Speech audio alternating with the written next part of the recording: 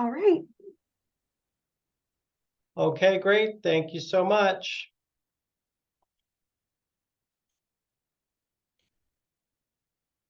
So welcome everybody.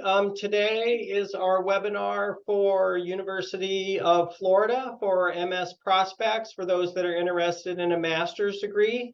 And we believe we have a great program lined up for you today. And I know a lot of students are still entering the webinar and logging in. We have a variety of individuals that are attending the program today.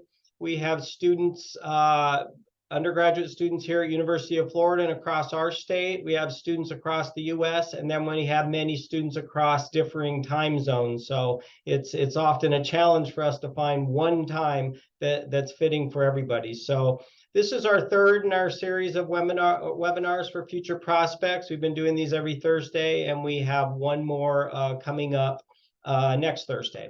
So some of you that are attending are prospects. Some of you have already applied as applicants for the spring term or even the fall term. So we can try to answer your questions along all of those lines today. So don't feel like you have to write everything down that we're going over today. These slides will be posted on the website today, right after this program. And we put the link in the many emails that you have received. And we will have, we'll also have the link later in some of these slides. And then we will also post the recording tomorrow or early next week as soon as it's available for us to put on the website. So we have a lot of individuals here to chat with you today and to answer your questions. So we can start off with some introductions. Did Toshi make it today? Okay, I don't think Associate Dean Toshi Nishida is here. He oversees the academic programs here for master's and PhD across the lines for our Herbert Wertheim College of Engineering. He's also a professor in electrical and computer engineering, but he's likely double or triple booked. He may stop in at some point and have some advice and guidance. So my name is Mike Nazareth, and many of you have heard from me. You've received emails from me about all of the programs that we offer here. You've received, some of you, master's application fee waivers, etc. So I will kind of oversee the slides and moderate today, but you'll hear from a lot of individuals. Hi, I'm Ashley Wilson. I'm the coordinator for graduate recruitment, and I work with Mike Nazareth.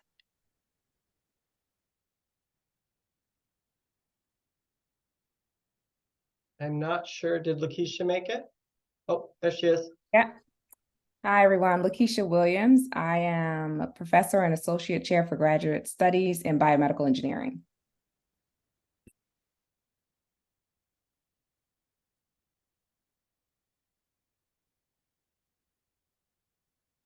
Suman? Oh, sorry. Hi, I'm Suman. I'm faculty in the chemical engineering department, and I'm also the master's program coordinator. Good morning, I'm Christina Sapp. I'm with the Computer and Information Sciences and Engineering Department, and I do the graduate admissions and the recruiting for our department.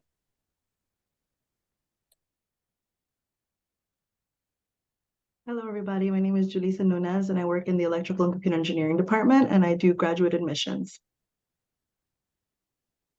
Hello, my name is Paula Johns. I'm the Academic Program Specialist for ESSE, which has the Civil, Coastal, and Environmental Engineering Sciences programs. I work with admissions mostly, and then current student matters.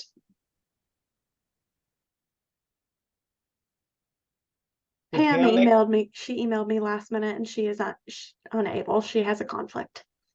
Okay, I will be able to talk about some of our new master's programs in engineering education that many of you have heard about later today for applied data science and artificial intelligence systems, since Pam cannot be here. Hello, everyone. My name is Jordan Sharpshire, and I'm a graduate academic advisor in the Department of Industrial and Systems Engineering, or ISE.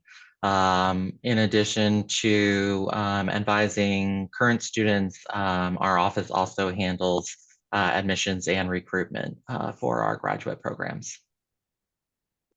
I think we have a switch here. We had Tahara, but Ade, you're here for material science?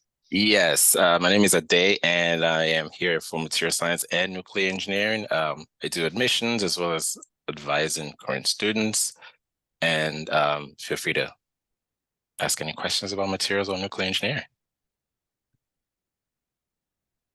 Hi, my name is Megan McMahon. I am the graduate admissions and recruitment specialist for mechanical and aerospace engineering.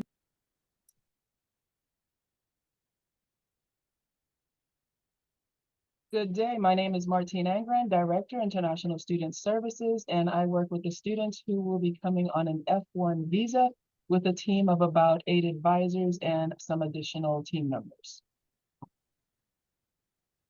Okay, and then we also have some current master students that are joining us today.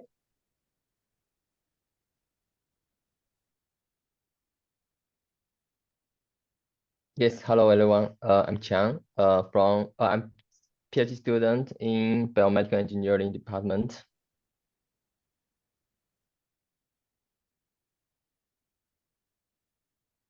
Did Apurva make it?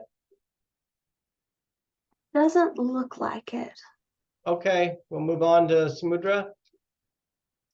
Hi, yeah, good morning, everyone. I am Samudra. I am currently pursuing my second year at Masters at Electrical and Computer Engineering Department. Hello everyone, I'm Jiaming from ISC department and I'm a second year master student. Feel free to ask me any question about UF and our department. Thank you. Hi, good morning everyone. My name is Gabrielle. I am a Fulbrighter from Trinidad and Tobago. I am a second year master's in material science and engineering. So feel free to shoot your questions at me. Thank you. Okay, great. Thank you, everyone. So you can see we have a tremendous group of experts here to talk to you today about University of Florida and our master's programs and other advice and guidance and questions you might have for our Herbert Wertheim College of Engineering. So we want to make the best use of everybody's time. So I can see some more students are still logging in, and they tend to log in throughout these programs and webinars that we host. So you've met all of our panelists, faculty, graduate staff, and current master's students. So you can start asking your questions now. So if you have questions on any topics, please put those in the Q&A, and please list the individual that you would like to respond if you're a specific questions for a specific individual or just for a department. If you're electrical and computer engineering, you could put ECE and then ask your question. If you're not sure who to direct it to, just put the question out there, and among all these individuals, they can start answering your questions now. So feel free to do that. Again, the slides will be posted later today and the recordings later, so you do not have to write all of these down. What we will do now is I will go through a series of slides on varying topics, and while our panelists are answering your questions, I will call on some of them to discuss some of these topics as well with you. At the end of the slides, if there's specific questions that have been asked a multitude of times or other questions that you have, then Ashley will navigate those, and between all of us, we'll get the remaining questions answered. Okay, so let's get started now. So University of Florida, for those of you that are not aware, and I know there are many of you online now from other countries, we are one of the largest public institutions in the entire United States. We've been around a long time, more than 150 years. We span thousands of acres and hundreds of buildings and over 60,000 students. And our students, they span across all divisions. So we're not just for undergraduates or graduate students. We have a great mix of undergraduates, master students, PhD students, professional students. And so we have a great community here in Gainesville, Florida. We have a large budget for research expenditures, and this is very important. This is what helps with the depth of our faculty, for our labs that we have here in engineering and across campus, and many of our graduate students perform research in those labs. So we have quite the extensive operation. Going along with that is our Herbert Wertheim College of Engineering, and this is a large operation as well. There are 15 or 17 colleges here on campus. We are one of those, but we span more than 20% of the entire student population. We could be a college or university in ourselves. We have close to 11,000 students here in our engineering programs. And a large chunk of that, 30%, is graduate students. So we're very well balanced as well with the mix of undergraduate and graduate students, and a large faculty, more than 300 on the tenure track. And then there are other faculty members as well that teach classes here on our campus. We're very excited about our rankings. This ranking came out just over a month ago, maybe 5 weeks ago, and we were honored for the first time as the #1 public university in the entire United States. And this was per the 2024 Wall Street Journal rankings. The other famous ranking that is very reputable is US News and World Report, and we were ranked #6. The last 2 years, we were ranked top 5. So if you span the last 10 years, we've been in the top 10 among the best public universities in the US. So we feel like we really do have a quality product for all of you seeking master's degrees here on our campus. So none of this is possible without the specializations of each department, and we have virtually all departments here on our campus. So I'll start with some of our panelists. So we'll start with biomedical engineering, and we have Professor Lakeisha Williams here today. So perhaps you can highlight an outstanding area of your department, and then maybe what are faculty looking for in these future master students?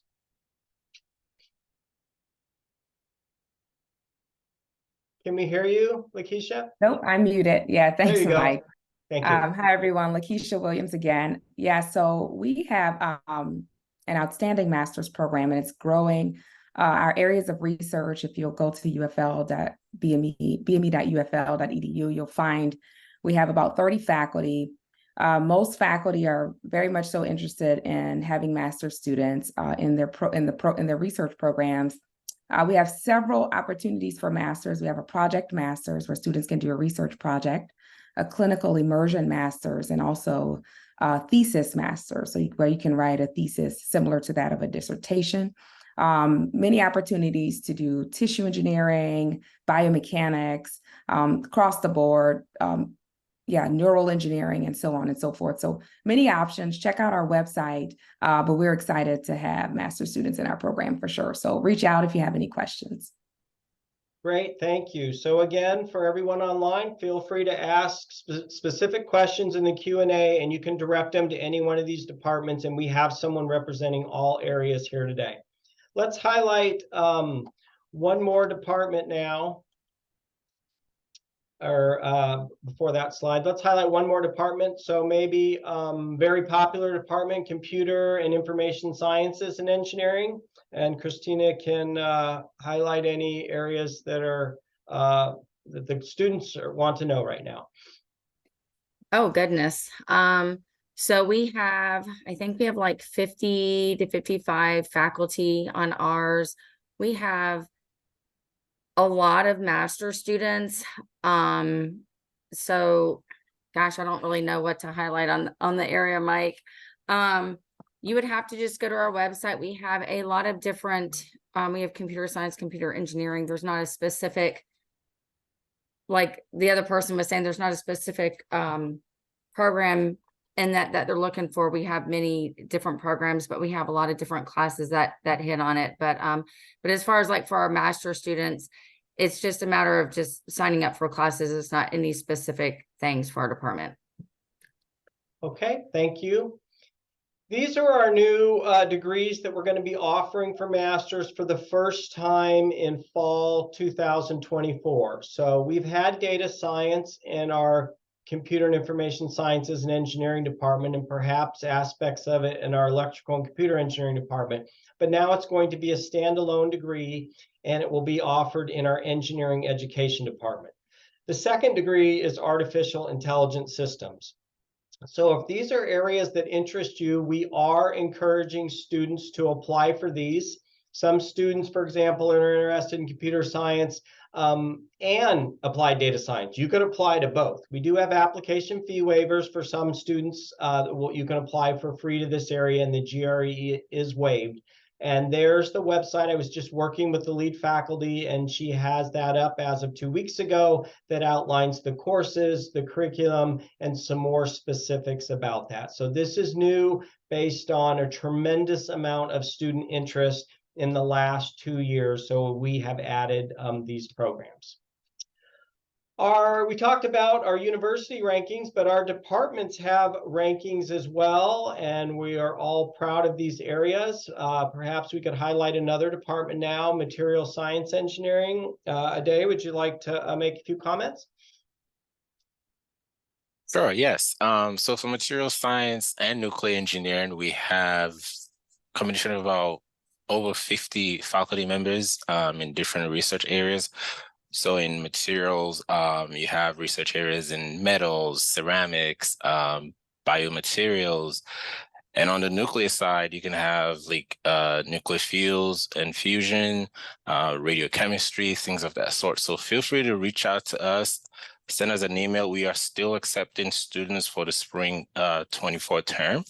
So if you've submitted your applications, we're still working on it. So if you haven't heard anything, just be patient with us. But yeah, feel free to reach out if you have any questions. We're happy to answer any questions you have. Great, thank you. Another department here has 2 programs that crack the top 20 for department rankings in mechanical engineering and aerospace engineering. And I will have Megan share a few highlights. Yes, hi. One of the things I always like to promote with our department is how much fun our students seem to have. We've got a very vibrant student life in our department. Our coffee hour is one of the most popular events of the month. It is also the loudest one on my floor every month. We do have a thesis and non-thesis option for our master's students. You can study things like space research, robotics, biomechanics, fluid dynamics, energy conversion, optimization, manufacturing. There's a lot of options here if you would like to pursue a thesis option. And our faculty is a great group of close to 60, and they are really invested in their research. Great, thank you. So if you'd like to see a snapshot of the numbers, here you go. So as of fall 2023, this is the enrollment here in our college. I got these numbers about mid to late August after the students started. So you can see we are roughly 2/3 master's students and 1/3 PhD students. And these numbers in various departments go up and down some each year. What I am seeing now, I've been in a series of meetings in the last month with our interim dean, our other deans, and all the department chairs, and there's a push to expand growth in the master's areas across all departments, except perhaps CISE, as the number of applications and the amount is quite large to begin with. So we could potentially see these numbers grow in the masters beginning with fall 2024. And even some of you, I know a few of you have already applied for spring that starts here in January. So again, I see some more students have joined the webinar. If you have questions, please put those in the Q&A. We have representatives from all departments here. Just list the department your question is for, or if you have a general question, and we're going through a series of slides. Okay, so next up, I'd like to talk about facilities because our campus is so large and we're one of the larger colleges on campus. So going with that, we have a lot of space and we have a lot of facilities. We have over 60 buildings, and when this slide was created 2 years ago, there's 2 new buildings that have since been added on. So it's very likely that regardless of the department, if you come here to University of Florida, you would be working in multiple buildings, multiple facilities, and not strictly with just the students in your own area, although you would certainly have a focus with that, but we span throughout. This building opened 3 years ago. This was named after the alumni Herbert Wertheim, who donated a large sum of money, and that's the Laboratory for Engineering Excellence. And this is really the prototype for new buildings going forward that I'm seeing here in engineering and other majors across campus, that the buildings are not just for one department or one major. So students across many departments could be in this building, undergraduate students, graduate students, faculty, lab spaces. It's not just a building for one major, student spaces, etc. So we really like this as one of the models going forward on our campus. We have a partnership with NVIDIA, and we want to be known as AI University, and thus the new master's degree in artificial intelligence systems. We are embedding artificial intelligence across all majors in various components, not just here in our College of Engineering, but in colleges across campus. And what aids in this is we have the fastest AI supercomputer in higher education. So we've always had Hypergator, supercomputer, but now this has grown to an even larger scale. And this really benefits the graduate students because projects and courses that you're working on, you can have access to this. And going along with that is the new Malachowski Hall for Data Science and Information Technology. This is a large building that we've been working on for a couple years, and its grand opening, I think, is next week. It's either next week or the week after. That's a live shot on the bottom that I took sometime in the last 2 weeks off their website. They had a live camera. But this is 6 floors. It will be home of the CISE department and ECE department, but there's other spaces in there for other units, such as College of Pharmacy, College of Medicine, and different departments and labs here within engineering. So we are all very excited that this is going to be opening up very soon.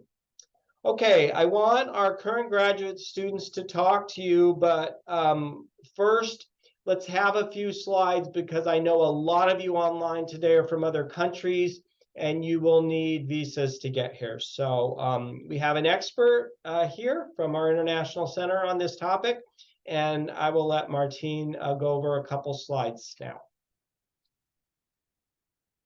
All right, give me 1 second while I do the obligatory screenshot for our communications team so that they can say what we're doing throughout the semester. And now I come back in. All right, so yes, my name is Martine, as I mentioned earlier, coming from F1 International Student Services. We have both compliance, support, engagement in our services available. So we are currently enhancing our engagement and support. I have been with the International Center for 18 years in different capacities and continue to enjoy what I am doing. Next slide.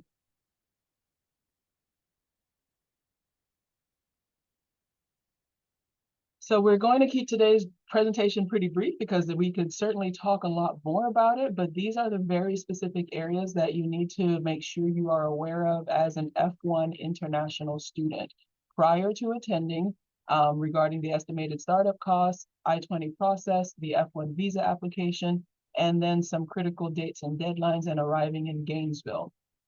Then once you are in Gainesville, there is a mandatory online check-in. We cannot confirm that you have arrived and are enrolled in your courses until you do your check-in. It is an easy online process, 20 minutes, maybe 30.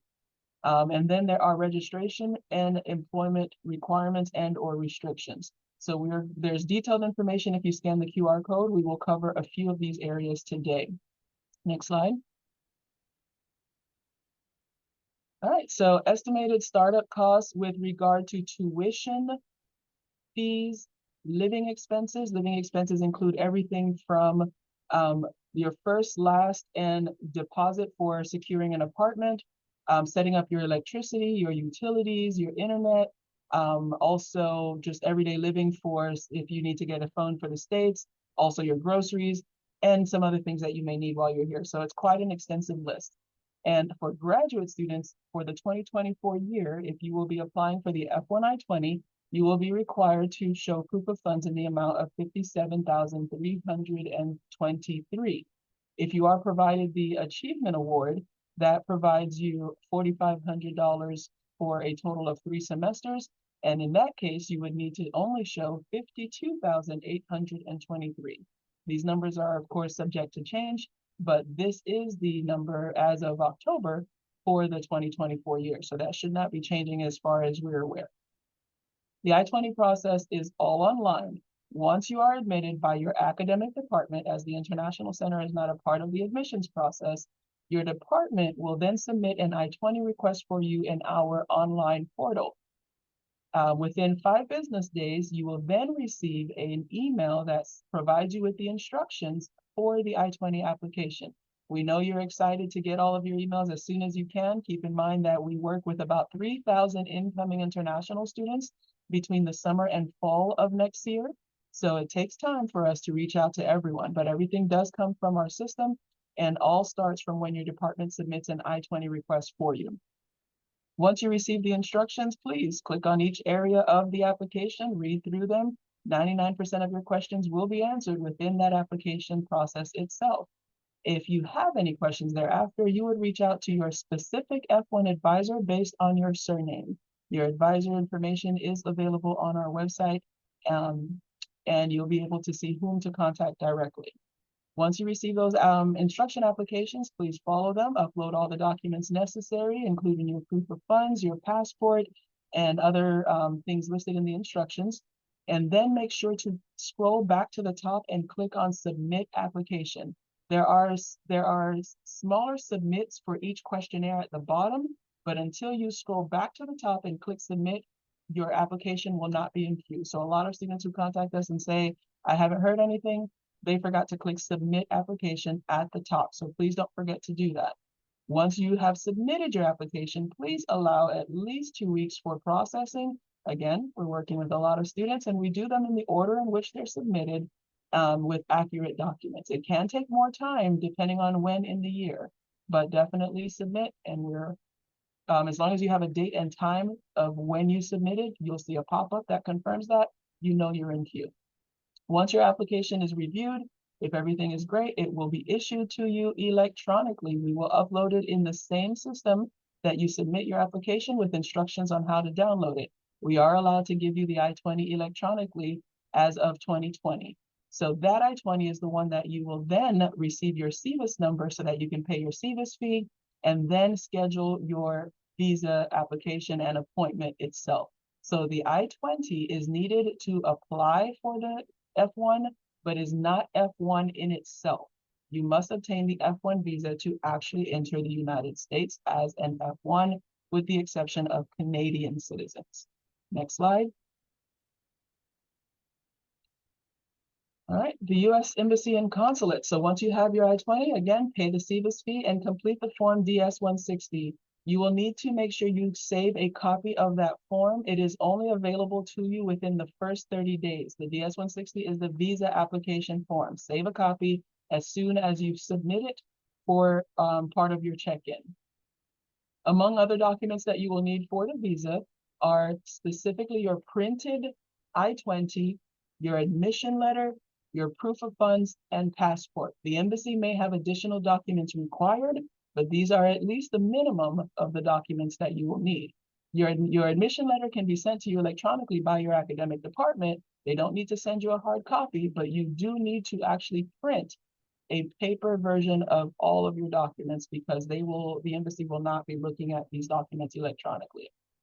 Then you apply for your visa and hopefully secure that, at which point then you can make your flight arrangements to enter the US and complete the online check-in and register for classes. For arriving in Gainesville, Florida, there are some other Gainesvilles in the United States, so make sure you've got a flight for Gainesville, Florida. You need to have your I-20 with you, admission letter, the F1 visa. The F1 visa has to be valid to enter the United States. It does not need to be valid to stay in the United States. Therefore, if you see that your visa was only issued for 1 year, for example, and you have a 2-year or 4-year program, don't worry about that. The F1 visa needs only be valid to enter the United States.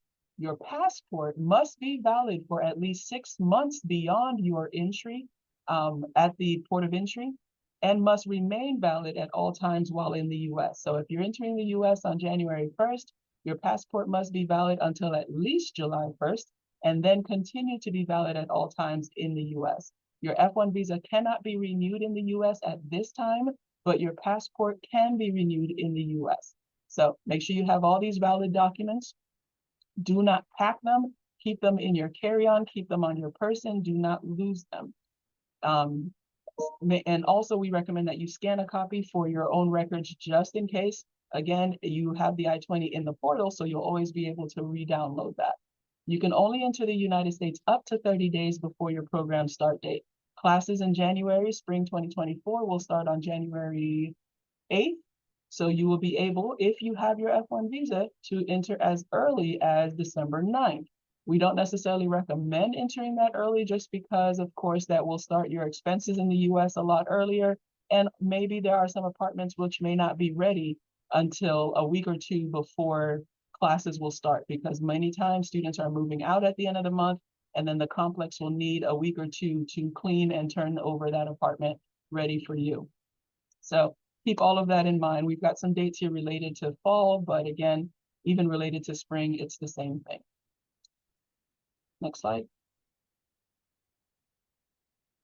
All right, again, our check-in process is online. You are required to do that upon your arrival. Once you have your I-20, you actually can start it while you're abroad, but there is a final document that you will not receive until you are in the United States. Therefore, there's no need to start it while you're abroad, but you're certainly required to complete it in the first week of your arrival here in the States. So make sure you do that. And you must arrive prior to the first day of classes. Critical dates and deadline, that says 23. And again, relates to fall. So nonetheless, there are critical dates and deadline. I don't think this slide is definitely not the correct one. I apologize for that. But you will be able to Google UF critical dates and deadlines 2024 and spring, and you'll be able to see that information. Or if you're entering for fall, and you'll see that information. Next slide. All right. Full-time registration is 9 credits for a graduate student. Therefore, as a graduate student, every fall, every spring, you are required to register for 9 credits. If you are admitted in the summer semester, you are required to register for 6 credits in the summer semester that you are admitted. Subsequent summer semesters would be considered vacation unless you have other requirements, such as an internship or an assistantship, for example. Out of your 9 credits full-time in every fall and every spring, or 6 in the summer if you're admitted in the summer, you are limited to a maximum of 3 credits 100% online. Please keep that in mind. Employment or training. You are allowed to work on the University of Florida campus, as we would be the school who issued your I-20, up to 20 hours per week. There is a form called an exemption form that does not apply to international students. You are not eligible for that whatsoever, but you are allowed to work up to 20 hours per week on the UF campus for UF, the bookstore, the dining center, and other areas are typically limited. You cannot work off campus at all in your first academic year. Then after your first academic year, you become eligible for off-campus work and are required to have authorization from our office for anything during your degree program under what's called CPT, Curricular Practical Training, and then after you graduate under what's called OPT, Optional Practical Training. So CPT comes from us as your DSOs, and OPT comes from the US government through an application that you will start with us. So key part, this slide right here is one of the most important slides you will see throughout any PowerPoint you ever see about your registration and about your restrictions for employment. This is how most students affect their status. So please make sure you pay attention to this information. It will be reiterated during your orientation. It will be reiterated during your online check-in. So it's very important that you remember this. Next slide.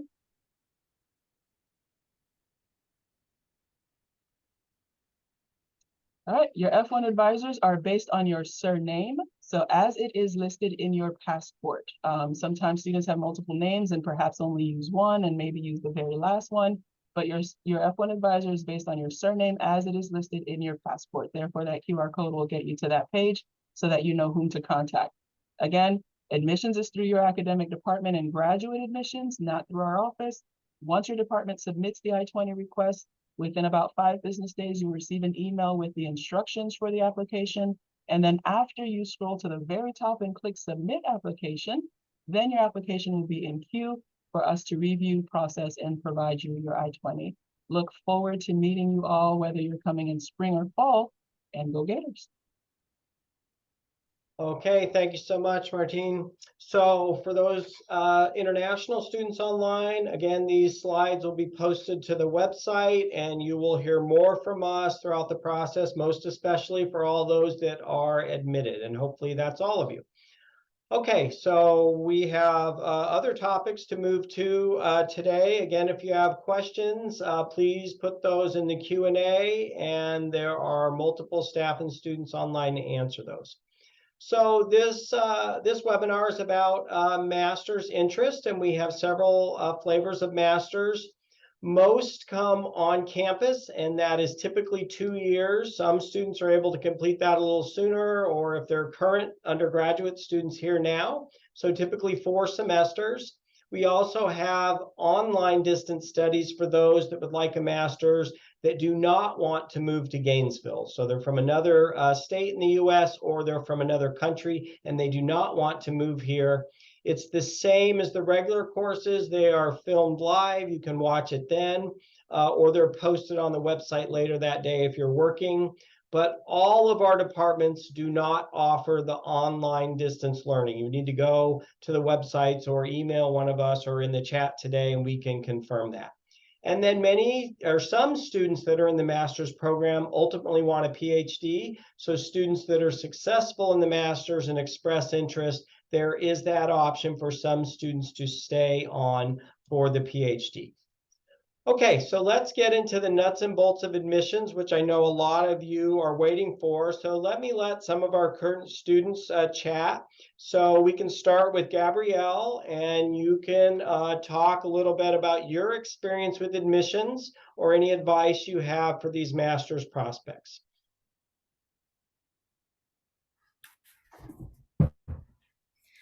Hello, thank you. So my advice would be, if you're planning to do a master's, to look at the faculty booklet for Material Science and Engineering, MSc.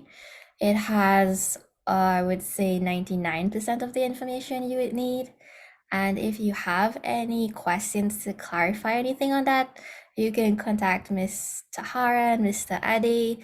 They are really great academic advisors and has helped me out multiple times.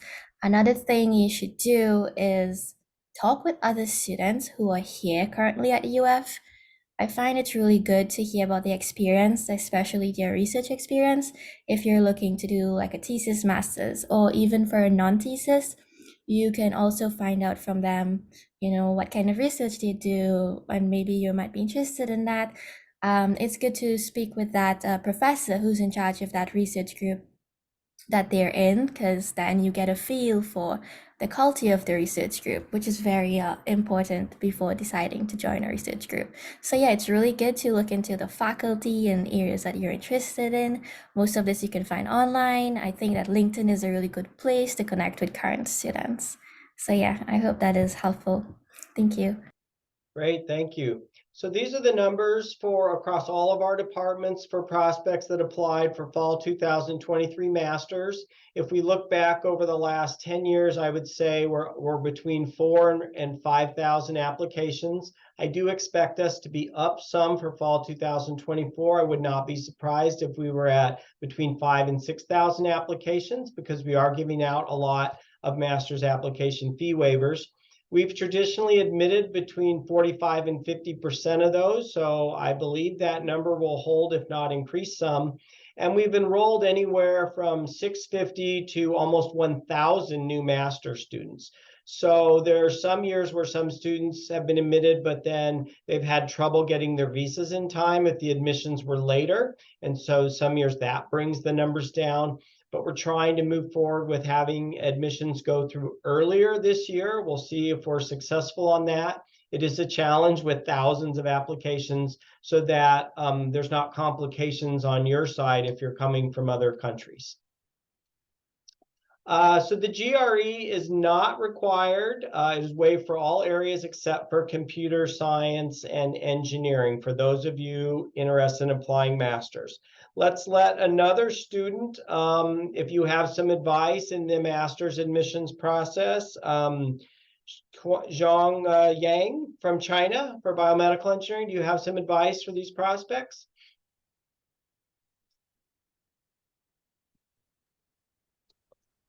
About GRE, in fact, I took GRE test when before I come, but I don't really know, or BME don't require this. Maybe this is recently, I don't know. But so yeah, as you can see, only computer science department require it. So I think it's very friendly to most international students, because I think the reading part and the reading part is kind of hard, you know. So I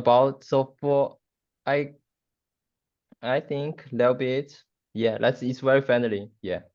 Do you have some other advice besides the GRE for students applying? I know we have some other students online now from China.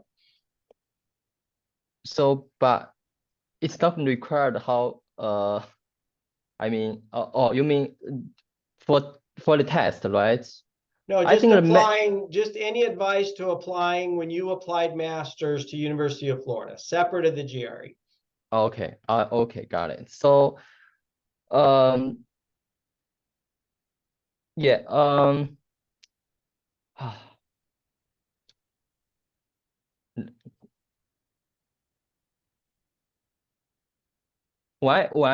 before I come, so I give like myself like a half year to prepare for all exam, include GRE and TOEFL, everything. I want make you guys all make sure you have enough time to prepare for these two tests first.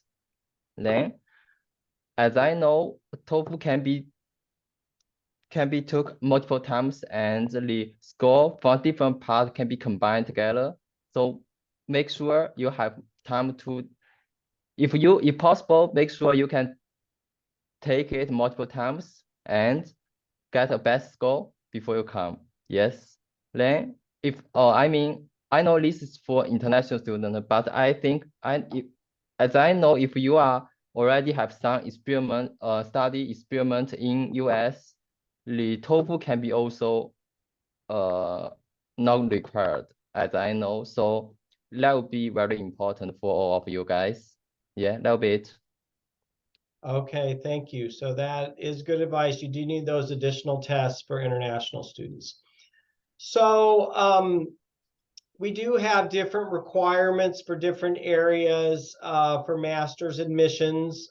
This lists some of the GPAs as equated on the 4.0 scale, and then some of the India scores and varying deadlines.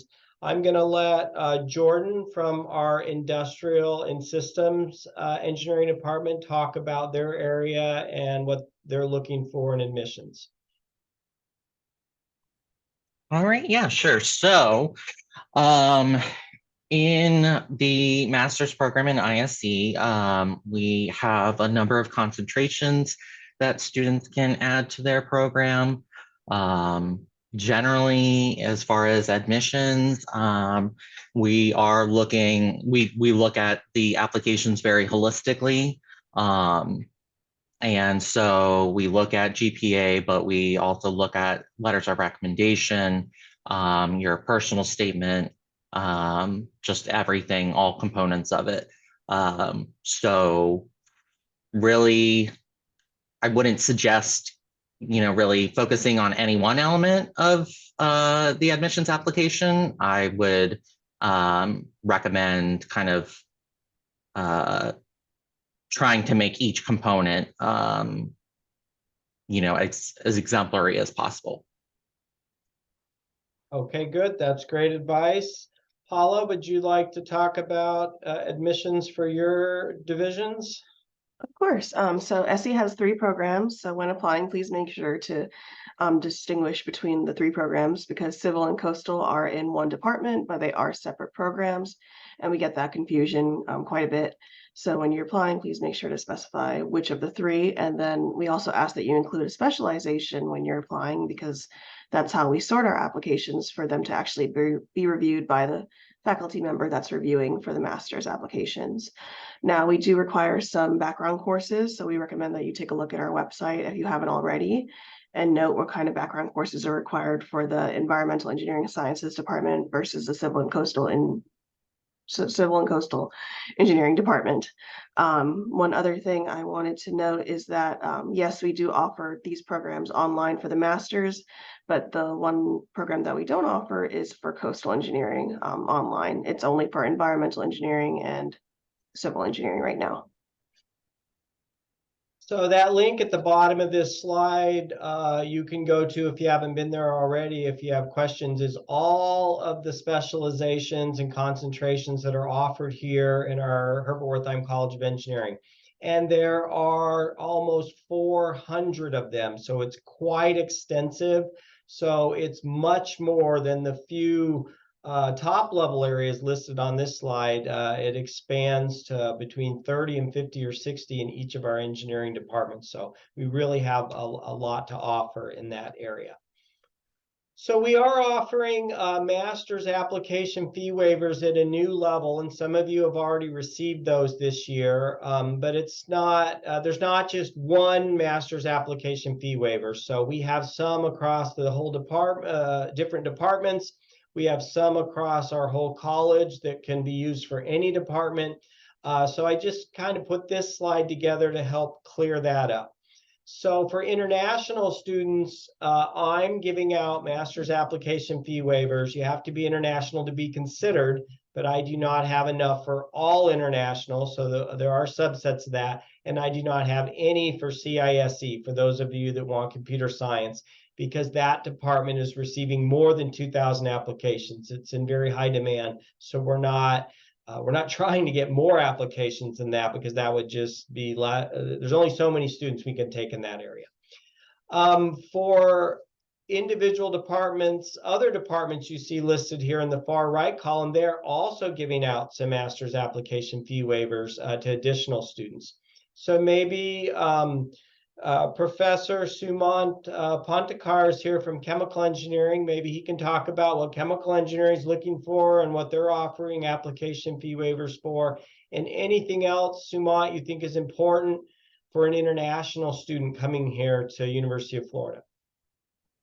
Yeah, so I think on the earlier slide, Mike also mentioned, we don't need the GRE. We do need a language test, TOEFL or IELTS, and we do offer application fee waivers. So please reach out to that email there, grad@CHE, in case you're interested. So, we get two types of international students. One type would be ones who are interested in pursuing a PhD eventually. And then the other ones who are coming here to eventually find a job in the industry, right? So we cater to both types of students. We give them advice on what to do. If you want to get into a PhD program, you should be doing research, taking certain electives that will help you do that. If you want to get a job, again, you should be doing research, getting practical experience, taking lab classes, taking classes in statistics, machine learning, AI, all of those things, right? So we cater to both types of students. And I think we have a good student community already. We have plenty of international students in the department. We have a barbecue event every month where everybody gets together to talk about issues, classes, things like that. And then among the required classes, right, there is a significant overlap between the classes that the master's and the PhD students take. So that's something to keep in mind. If you do take those classes, it also does set you up for the PhD program if you are interested in pursuing that. So if you filled out some of our online forms, which are listed there for the master's application fee waiver, then we automatically get back to you if you're to receive one of those. And I've been giving these out every day for at least 60 days in a row, so I know we've given a lot. But there's even more students than that, so we certainly can't give them to everyone. If you have any concerns, just send to one of these emails and we'll get back to you. If you do not receive one, then do know that the cost is very economical. It's only $30, US $30. At most US universities, it's more than $100 for an application fee. So ours is much more moderate. So one of the things you will have to do in your application is your statement of purpose. Perhaps Samudra in electrical and computer engineering, do you have some advice for the prospects when they're writing their statement of purpose? Hi, good morning. Morning, everyone. So yeah, for the statement of purpose, yeah, this is I would suggest like this is one of the most important parts of the application when you're applying for either of the programs like Master's, PhD. So for statement of purpose, I would suggest like generally this is how it is done by most of the students. So you start off around maybe 4 or 5 or 3 to 4 months before the time when you have to apply. You have a draft of like what are the things you want to mention in your statement of purpose, and then you just there are a fixed number of words actually for different universities. And when we had when I had applied, it was like the statement of purpose was around, I guess, 500 words, but it could exceed that, but the numbers which were given was like 500 words. So whatever the instructions are, it will be given in the during the application. So once you have that, just start off with draft one, and then as you go along with in the process, like, okay, so you have a rough writing of the statement of purpose, then you get on with your preparation for GRE and all. And in the meantime, you as time goes by, your different points will come up in your mind, which you feel that you can add to your statement of purpose. You can delete some of them, and that's how like week after week you can edit the statement of purpose. And then finally, so for this you need to have time. Like you cannot think that okay, fine, I'll apply next week, and a week ago you start writing a statement of purpose. Generally that doesn't work. I mean, if it works, then it's good enough, but it's preferable to give more time to this, because statement of purpose is kind of like a make or break for your application. So please take that into consideration. And so you can have like your past experience. Why do you want to join the program you are applying for? What you want to see yourself in the future after you have completed that program? How it will help you achieve your goals, and what have you done till now in order to achieve those goals? So it's like writing down your past, your present, your future, all related to what you're applying for. So yeah, that would kind of summarize how the statement of purpose should go by. Yeah. Okay, very good advice. Another key area on your master's admissions applications and document are letters of recommendation. So how about Jimin Chen from China and ISE department? Would you have some advice for these students when applying and seeking these letters of recommendation? Hi. I recommend that you can find the you can request the letter of recommendation from your academic advisor, or for example the capstone project you did in the undergraduate study, or your the supervisor from your internship. That would be good. And they should talk about how they understand you, and how this our program fits you and your experience. Yeah, thank you. Great, that's more good advice. So cost, I know, is very important to all of you when you're selecting which school that you would like to attend for your master's program. This slide sums up of the top 10 public universities. You can see that we rank at the very top for each for most cost effective for the tuition out of these top 10 schools, and most cost effective for the town. So Gainesville, Florida versus some other much larger or much more expensive cities in the US. So we believe you really should take that into account, the tuition and the cost of what it would be to live. Of course, the quality of the education, and an enjoyable place to live as well. The in-state Florida residents for our own undergraduate students, if they're state of Florida residents, is at a much cheaper amount, around the $12,000, just under $13,000.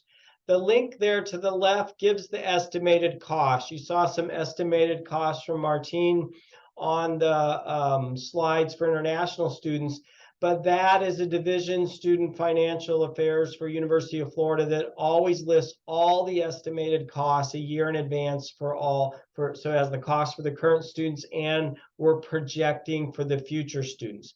We do not know what the tuition would be next year. Tuition in here is done 1 year in advance, so it's usually set around July.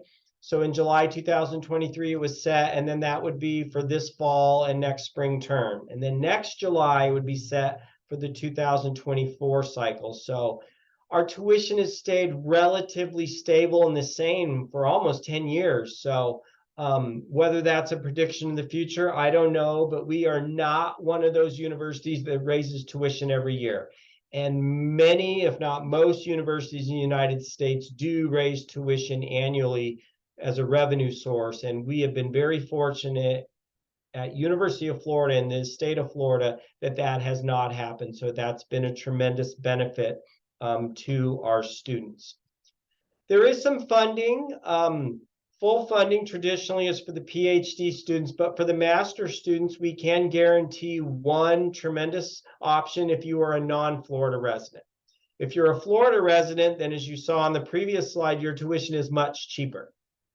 But we can guarantee the academic award, the achievement award of $4,500 for non-Florida residents.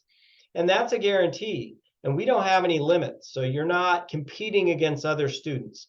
If you are a non-Florida resident, so that's all international students, or another state in the US, you apply to any master's program here, any department in our College of Engineering, and you're admitted and you come, you automatically get this. It's $4,500. So we will take $1,500 off your tuition for the first 3 semesters.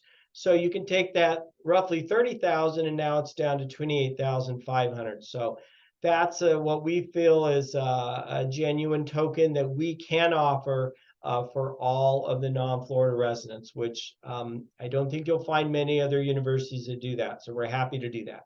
This is not valid for EDGE. The online distance learning is much, much reduced. It's not even half of the tuition. So this is only for those that come here to campus for the on-campus programs. So we have some other areas going on that I know you're all interested in. This would be what happens once you graduate, right? And you move on and you're looking for jobs and looking for internships. So I'll let some of our students talk about this as well. Gabrielle, have you gone to the Career Showcase or been involved with the Career Connection Center?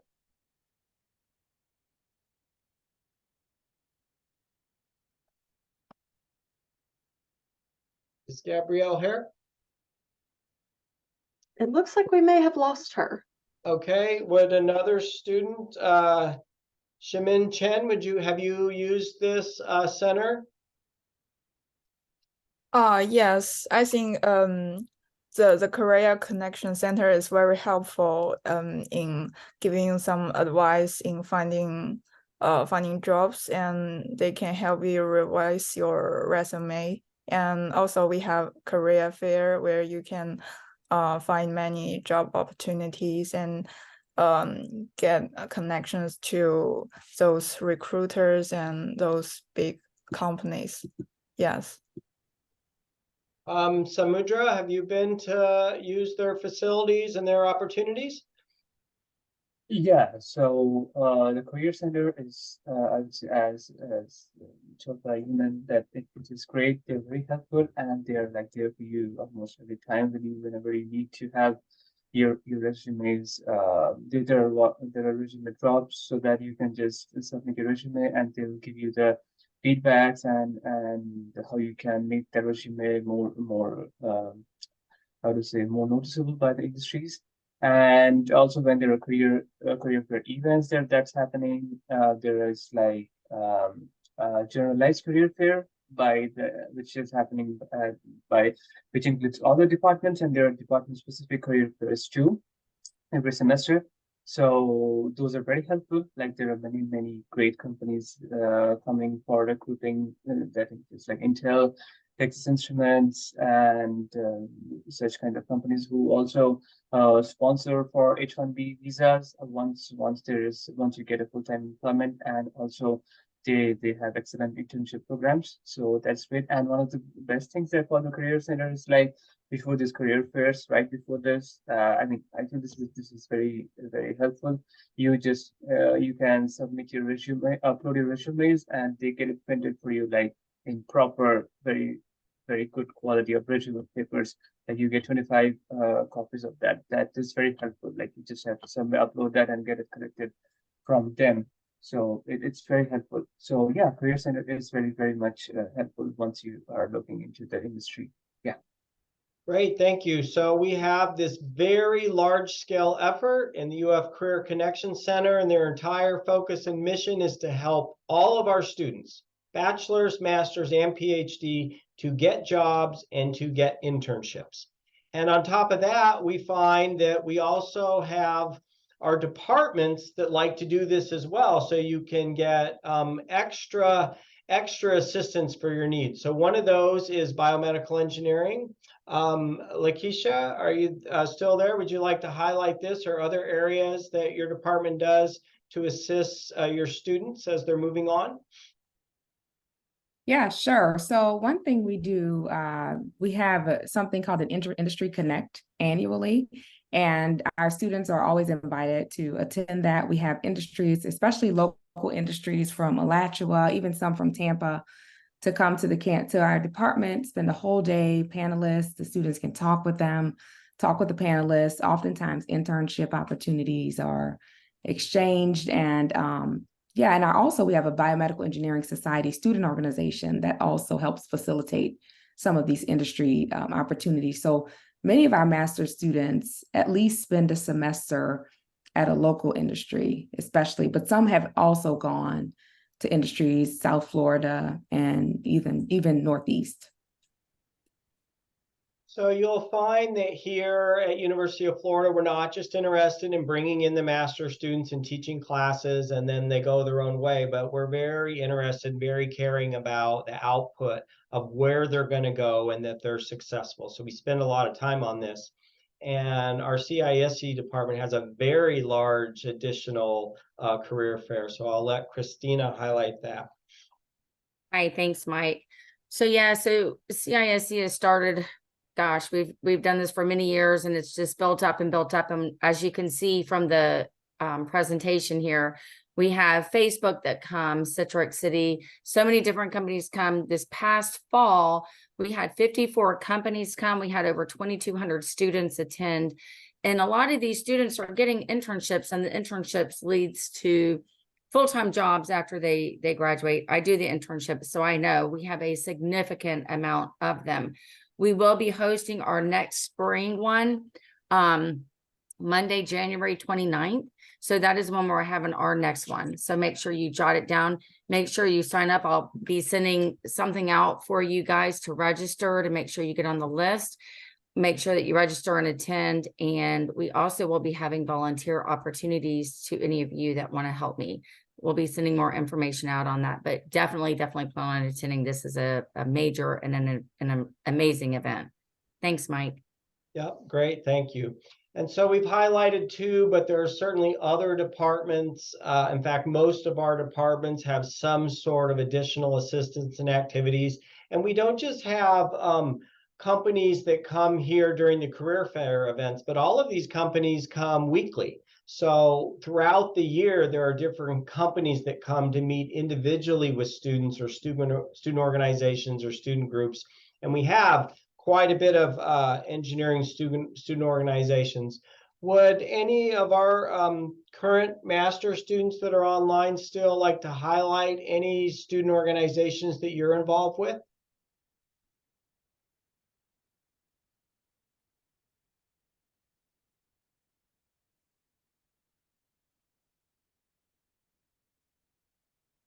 Are there any of the students online that would like to highlight, Jamin or Samudra or the others? I personally am not connected with any of the ones listed here. Although we attend events conducted by the Indian Grad Student Association, but those are not related to like industry relevant events. But probably there are. Maybe I'm not much aware of because I'm not much involved with them. But I am I am a part of the Graduate Student Ambassadors program. So that is something which few of you, I mean, which you all can apply to. You will get mails for that, and based on your resume and your experience, you'll be your application will be forwarded to the interview if you get through. And so the Graduate Ambassadors program is like that is the team which there will be, of course, one person who is in charge of that group, and that is the group which organizes or like brings in the companies for that specific department, like maybe ECE or CISE, whatever. So for the specific department, there are like, other than the career fairs, there are companies coming for maybe a day or two every week or something. So those kinds of events are organized by which is particularly the department specific, that is conducted by us, and also we help in the department career fair. So we volunteer there and we help the students reach out to the companies. So this highlights a couple graduate student organizations, but there's certainly many, many more. In fact, there's more than 500 or 600 student organizations that are here or actually more than 900 here at University of Florida. And so they're not just for engineering, they're across majors, and students certainly participate in these across colleges as well. Okay, I'm going to turn the next couple of slides over to Ashley, and she's going to talk about some housing options. Hey, so we have a lot of different housing options around the University of Florida, ranging from on campus and off campus. The Continuum is a major graduate student housing. There's a lot of graduate students that I've spoken to within our engineering graduate council, our College of Engineering, that have all stayed in the Continuum for a year or so, if not their whole time. There's a housing website for UF linked below that will assist in helping you find graduate housing or undergraduate housing as well, but mainly graduate housing. And it also is for working professionals and family housing. It'll help you with your application form for these areas.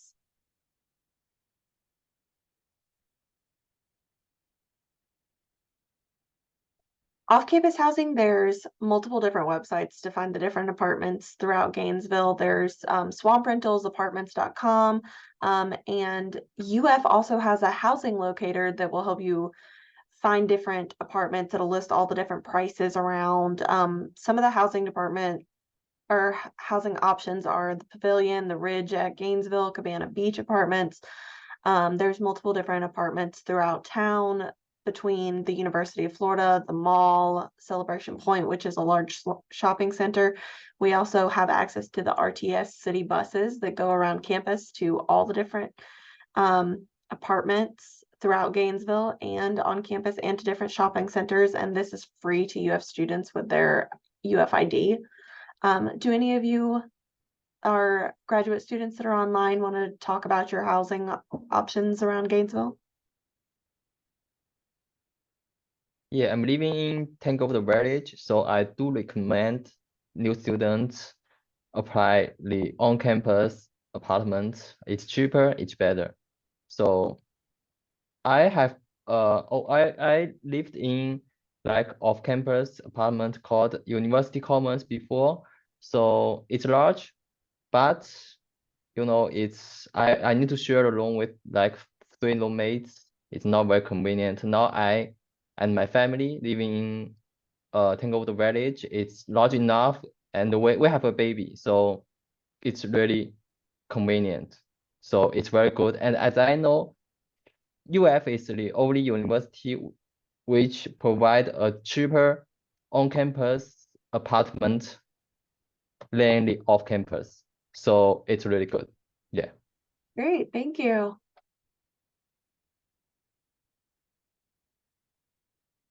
So some more information about kind of student life and sports on campus. Our football stadium is huge. We're getting ready to go to Jacksonville for our Florida-Georgia game this weekend. Our basketball arena is huge as well. Our Exec Tech Arena, they use it for many different conferences, conventions are in there as well. And we are part of the SEC. So rec sports on campus, we have, they have an indoor gym, outdoor activities. There's lots of different clubs throughout rec sports as well that allow you to learn more about going to like Lake Wahlberg. You can learn how to sail, you can learn how to kayak, different things like that. There's also the intramural sports where you could play cornhole, ultimate frisbee, bowling. There's multiple different teams on campus. I think there's roughly 20 right now, but each semester they change.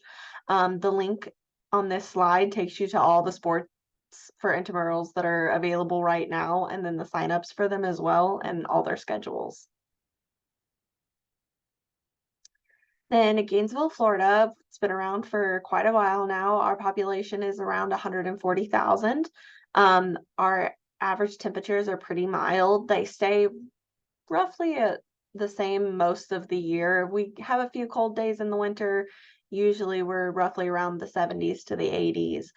It's a pretty close drive to both the Atlantic and the Gulf of Mexico. So we have beaches within an hour of you in both directions. St. Augustine is a beach that's frequented. There's a lot of historical downtown areas there as well. We're also within a couple hours from some major cities as in Tampa, Orlando, Jacksonville for larger shopping areas. Orlando, there's theme parks such as Disney World, also Universal. And then around Gainesville, there's a few outlying cities that are pretty popular going into High Springs. We have lots of different local springs you can go to, lots of breweries downtown. UF has Lake Wahlberg where you can do the sailing, kayaking. There's also Paynes Prairie within about 20 minutes of Gainesville. It's a really cool nature hike, nature trail.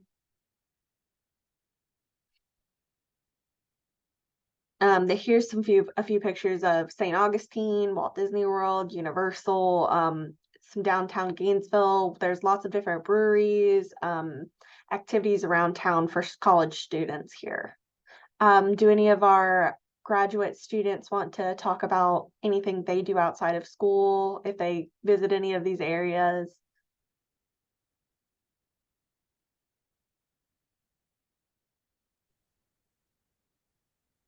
I have visited St. Augustine during the New Year time, and I would suggest that everyone should. I mean, you should try to visit that place during that New Year's time because there's a nice firework that happens on the eve of the 31st, and that is that's very beautiful because it happens on top of from up higher, which is on top of the ocean. And also there is as you go towards the downtown, there you have the Night of Lights, which goes on from Halloween to, I guess, the New Year, maybe a week into the New Year.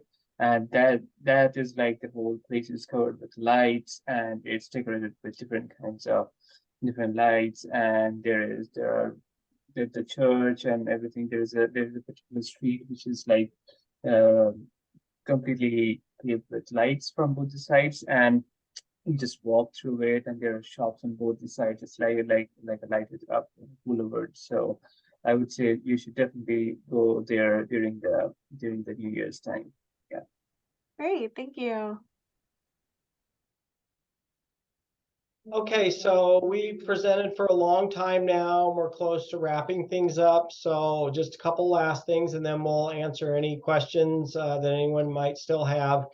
So if you had not requested a master's application fee waiver and filled out that form, then you can. And then there's some other websites. These are at the kind of college level websites for all prospects, but do remember that every engineering department has individual websites for the specific area you want to go into, and that will have much more detailed information, requirements, deadlines, etc.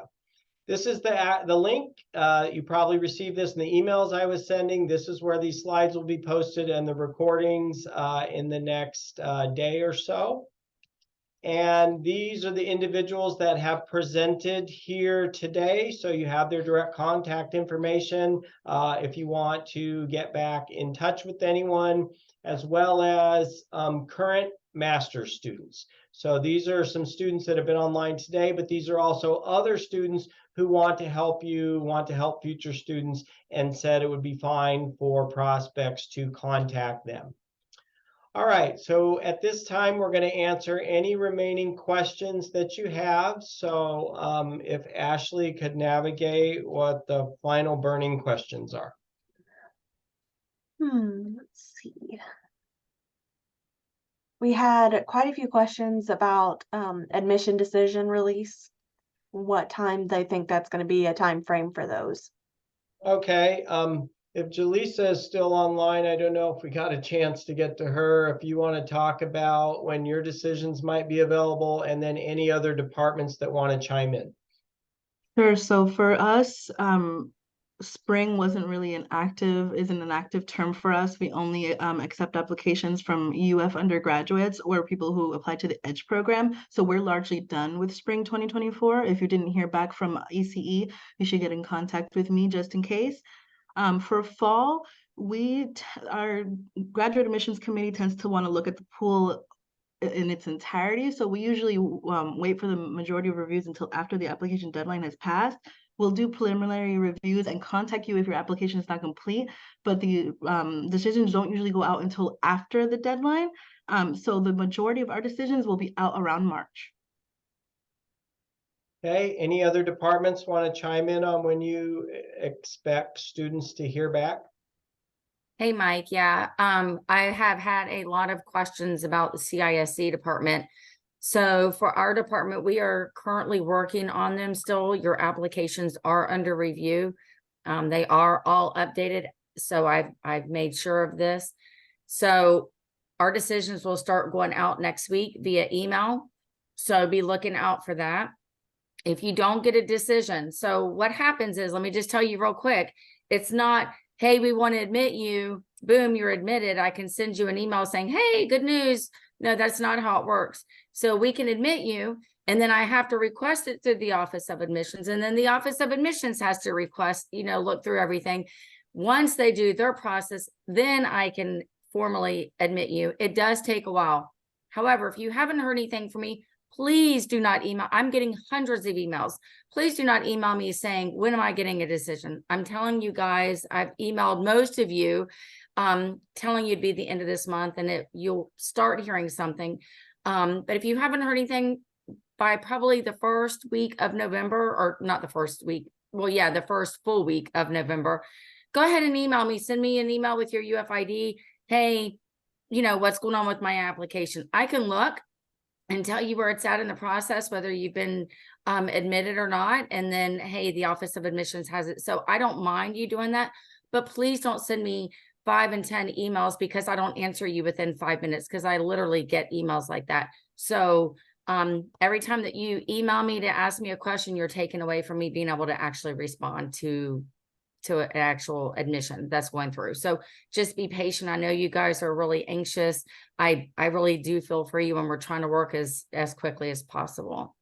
Thanks, Mike. So that's a good point. So for our larger departments for master's applications like CISE, MAE is getting a lot, ISE, they're still working on spring, some of them. So for students that would start in January, so the fall ones would be looked at after that. So keep that in mind. For the smaller departments with smaller numbers, they can look at both at the same time often.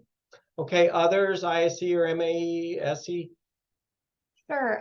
For mechanical and aerospace, if you're an international applicant, if you you should have received your decision already. And if you haven't, it might be because you missed our deadline. So if you applied after about October 1st, it is unlikely that you are going to have your application processed. We will contact you to defer your application to fall 2024, and then your application will be reviewed starting in January. If you're a domestic applicant, I'm doing the last pull of our applications on November 2nd. So please make sure if you plan to apply that you turn it in before November 1st so that it can roll overnight and that I have your application. And then we hope to have those decisions out, our final decisions, before Thanksgiving, maybe the first week of December, depending on how long it takes through the Office of Admissions. So if you have any questions about that, or you did apply before the deadline and you still haven't heard back, shoot me an email at gradadmissions@mae.ufl.edu, and I can tell you what's going on with your application. It very well may be that it is incomplete. So just let me know and I'll get back to you within 3 to 5 business days. All right, Jordan, I know we've been getting a lot of ISE emails lately.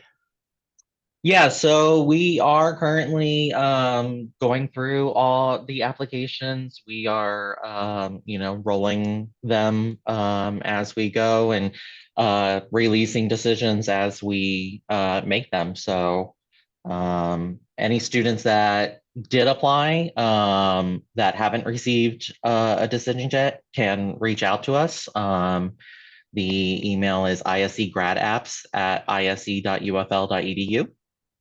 And we can check on the status for you. Yep. And for fall, when should they be expecting for fall? Because most online are probably here for fall. For fall, for that, I would say decisions are probably going to start going out probably mid-November. So just a few weeks. Okay, great. And then Paula for ESE? Sure. So we're still working on our spring 2024 admissions right now. We have a US deadline for spring 2024 coming up in the next few weeks. So we're finalizing those admissions. And then we are looking at the applications for fall 2024 and summer 2024 if you're applying for that. I'm at least letting students know if they're missing anything, but we won't necessarily start reviewing all those applications until a little bit later on this year. Okay, great. Thank you. Okay, was there any other questions, Ashley, or did we get most of them? The only other one that I would bring up is that someone asked, how long does the I-20 process usually take? Martine, are you still on? Hi. So the I-20 process, our goal is typically 2 weeks from the time you submit your application, but keep in mind that from about April to June, we are working with the majority of the usual 3,000 students admitted as international students. Not all 3,000 come, but we're emailing all of them. We're looking at their applications. And if they ultimately decide to come to UF, usually around 1,500 international students come in the fall semester. So give yourself plenty of time. Do not book an apartment or a visa interview or a flight until you have your I-20 and your F1 visa for your flight. There are times, I will tell you, that it has taken near a month, considering if we email 3,000, but maybe 2,000 all respond in March or April or May, it's going to take a lot longer to get through those applications. Also, if you make any errors, we pretty much make our instructions very clear that you shouldn't have to really email anyone to wait for a response.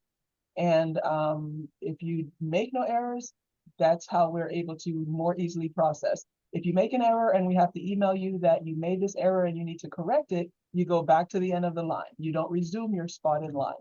So please be careful. Okay, great. Thank you. Okay, so to wrap up here, I'm going to let 3 final departments, if they can tell us when they think students will hear back from their admissions app and any final parting advice they might have. So we'll have 2 faculty on board today. So Sumant in chemical engineering, we'll let you go first. Yeah, so if you applied for spring 24, you should already have heard back. If not, email us right away. And then for fall, we will start reviewing applications from the first week of November and then start sending out admits by mid-November, so around November 15th. And we plan to review applications every week and send out admits every week. So depending on when you apply, you should hear back from us. Okay, great. Thank you. Lakeisha, any parting advice or when they should hear back? Sure. So specifically for our fall admissions, our applications due January 31st. You can submit it earlier than that. We will have, well, I'll say this, Greg Hudala is leading our graduate admissions for master's students. So you can also reach out to BME at bmegrad at ufl.edu for any other questions. But you should hear back for fall admissions sometimes mid-spring semester, sometimes around March or so. You'll hear back from us. That's it. Great, thank you. And the final comment today, Ade, I did not forget about you and materials. Thank you. Yeah, so for spring, we sent out a good amount of our decisions, but if you haven't heard from us, we'll be sending those out in the next couple of weeks. For international student, I wanted to mention that for some reason does take a lot longer because the International Admissions Office also does their own review. So if you're missing any document that goes to the International Admissions Office, please send those in, because if not, that would delay that decision. So your international certificate, your converted transcripts, things of that sort, make sure you send those in as soon as you can so that the decisions could be sent out as well. But we're working on the spring. We should send out all the decisions by in a couple of weeks, latest by the middle of November. And then for fall semester, we'll start working on those towards December. I should be getting decisions about that as well. Okay, thank you so much. So thank you all for joining us today, all of our panelists and all of the prospects out there. We've gone strong for 90 minutes. I feel like we could go longer, but all good things must come to an end. So we'll have these slides posted in the recordings. Do reach out to any of us with questions. We're very happy that you're interested in University of Florida. We've been getting more and more interest each year, and we think we have a quality product for you. And we were always looking for talented students. And I know every one of you that we emailed and invited to come to this are in that category of a top-notch talented student. We are going to have this push to try to get back to students quicker this year, starting with the fall for decisions. But do keep in mind that poses challenges. Our smaller departments, smaller enrollment-wise, can manage that better. And you've heard some of them that are starting in November. But the larger departments with hundreds and hundreds of thousands of applications, that's a lot. So we're going to try to move that forward, but we'll see where that ends. So again, thank you for your time today, and please stay in touch, and we'll do the same with you. Thank you, everybody. Have a great day. Thank you. Thank you. Have a great day. Bye-bye.